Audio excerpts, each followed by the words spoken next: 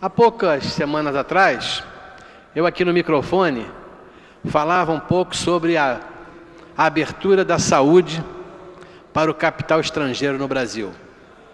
Foi um trabalho feito em Brasília por vários deputados, mas que teve como homem central o presidente da Câmara, deputado Eduardo Cunha. Ele foi um dos baluartes da luta em defesa da abertura do capital estrangeiro aqui no Brasil, da saúde para o capital estrangeiro. Luta essa que a gente entende quando discute aqui saúde, os problemas da saúde pública, quando se faz críticas e denúncias à saúde pública, e a gente vê muitas vezes que os jornais não fazem as mesmas críticas que nós fazemos à saúde privada. Por que será?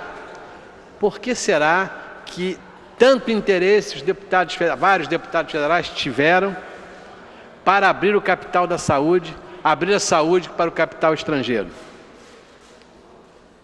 São recursos vultosos, é muito, mas é muito dinheiro envolvido nisso.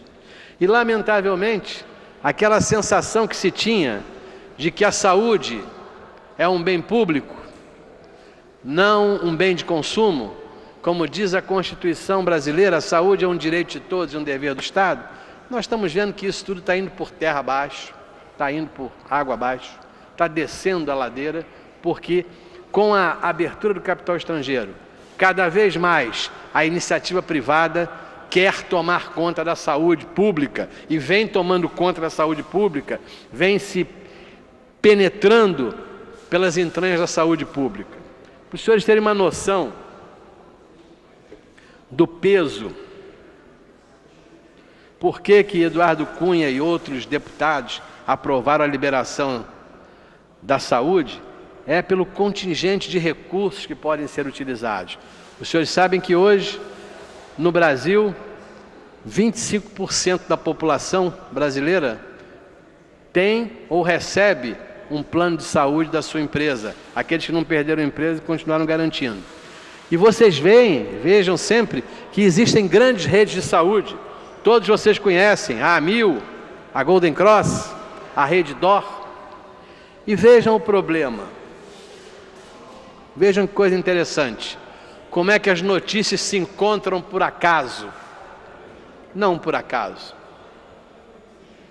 Os senhores acompanham o recente episódio da prisão inédita no Brasil, da prisão de um banqueiro, dono de um banco, como eles chamam, que não é banco de atendimento menor, é um banco de atendimento maior, é um banco que não é do varejo, é um banco do atacado.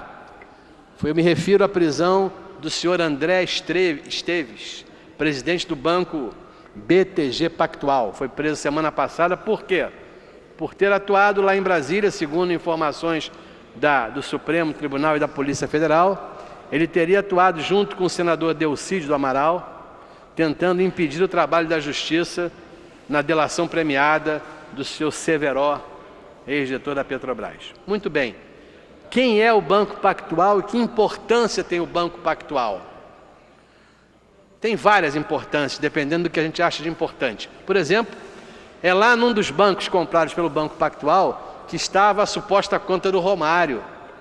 O Banco Pactual comprou um banco na Suíça e era nesse banco que estava a conta do Romário, que está aí tendo que se explicar novamente na Justiça se tinha, não tinha conta, se era ou não era conta. Mas isso é um problema do Romário, não é só um problema nosso no momento.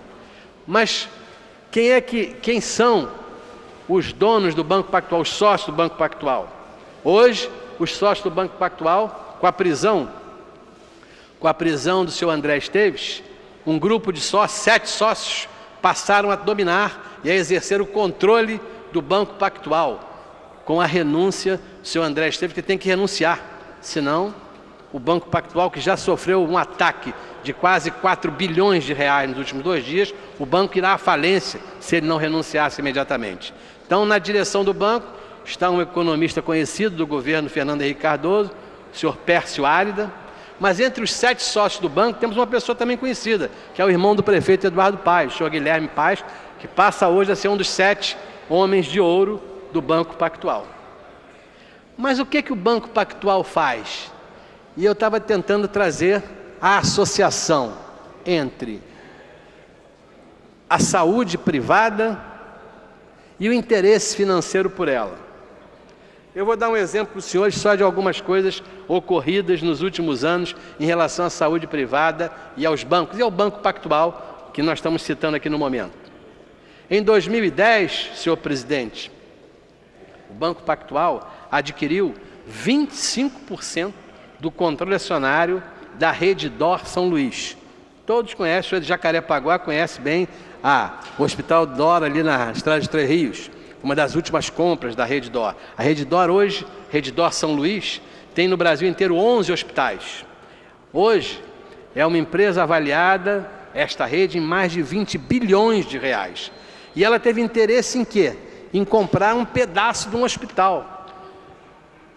Ninguém pode ser tão bobo ou achar por que um banco se interessa por um hospital. Provavelmente que dá lucro, porque ganha esse dinheiro. Apesar da gente sempre achar que na área pública o hospital dá prejuízo, na área privada o hospital ganha muito dinheiro. E ele comprou, senhor presidente, o controle acionário de 25% da Rede D'Or por 600 milhões de reais. Veja que belo negócio. Isso foi em 2010. Agora, há poucos meses atrás, ele vendeu metade dos 25% que tinha comprado, por 1 bilhão e 600 milhões de reais. Vejam como é lucrativa a saúde. Um banco ganhou dinheiro com a saúde que não ganhou, provavelmente, seu negócio fim. Por 1 bilhão e 600 ele vendeu a metade dos 25%. E ontem, diante dessa crise enorme, o banco, os novos sócios que assumiram, têm que fazer com que o banco tenha dinheiro, senão vai haver um ataque direto financeiro ao banco, e o banco tem que vender ativos. E ontem o banco vendeu esse resto que ele tinha de ações, essa outra metade. Ele vendeu a metade algum tempo atrás por 1 bilhão e 600. Ontem o Banco Pactual vendeu para o Fundo Soberano Singapura SIG, ou seja, capital, lembra, vamos associar Eduardo Cunha, abertura do capital estrangeiro, chegou aqui mais um capital estrangeiro. A Mil já tinha feito isso. Agora a Rede D'Or vê parte das suas ações entregues à empresa, ao Fundo Soberano Singapura SIG, que comprou esse pedaço que a Rede D'Or tinha ontem por exatamente 2 bilhões e 380 milhões de reais. Alguém ainda acredita que a saúde não dá lucro para as pessoas?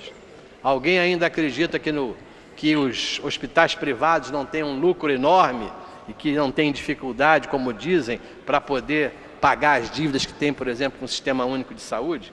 Eu estou citando esse quadro para mostrar como é que funciona isso. Parece que são todos misturados no mesmo saco. Parece que está todo mundo, Eduardo Cunha, o outro, e mais esse, e mais o Pactual, e mais a privatização da saúde, e mais a chegada do capital estrangeiro. Tudo isso é um desejo de governo. Nós não podemos deixar de culpar a presidente Dilma, que aceitou a proposta feita no Congresso, e muitos de seus deputados votaram favoráveis para a abertura do capital estrangeiro para a saúde. Isto terá consequências gravíssimas no futuro. Daqui a pouco isso vai custar no bolso de cada um, porque cada vez mais nós vamos ver quanto vão custar os planos de saúde. Cada vez mais nós vamos ver as dificuldades que são impostas hoje ao sistema público de saúde no Brasil. Para se ter uma noção disso, e eu queria encerrar com essa informação, se você ganha muito dinheiro na saúde privada, é evidente que todos começam a trabalhar para a saúde privada. E assim começa a acontecer na formação dos profissionais. O Conselho Regional de Medicina de São Paulo fez uma pesquisa divulgada ontem que mostra que a saúde privada tem mais médicos do que o SUS, apesar de atender apenas 25% da população.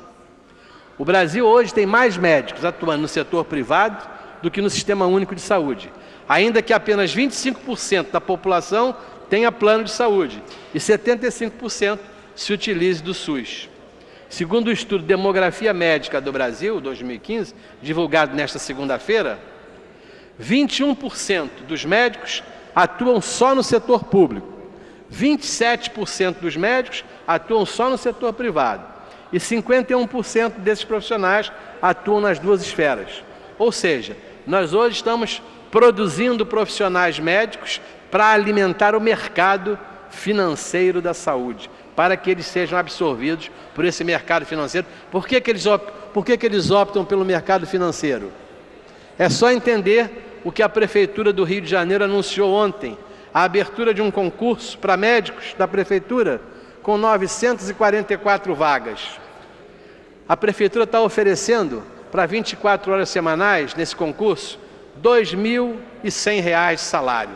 Realmente, aí está mostrando por que os profissionais optam pelo setor que vai pagar melhor para eles. Essa pesquisa ainda mostra, como dado importante, já vou encerrar, senhor presidente, que o Brasil hoje possui 399.692 médicos, 400 mil médicos, que significa 1,95 médicos para cada habitante. Só que não é assim a divisão. A divisão é completamente diferente. Nós temos uma grande concentração de médicos nas capitais. Enquanto elas têm 23% da população brasileira, concentram 45% dos médicos. A média de médicos por 1.000 habitantes nas capitais é de 4,84, maior do que na Europa. No interior, a média de médicos é 1,23.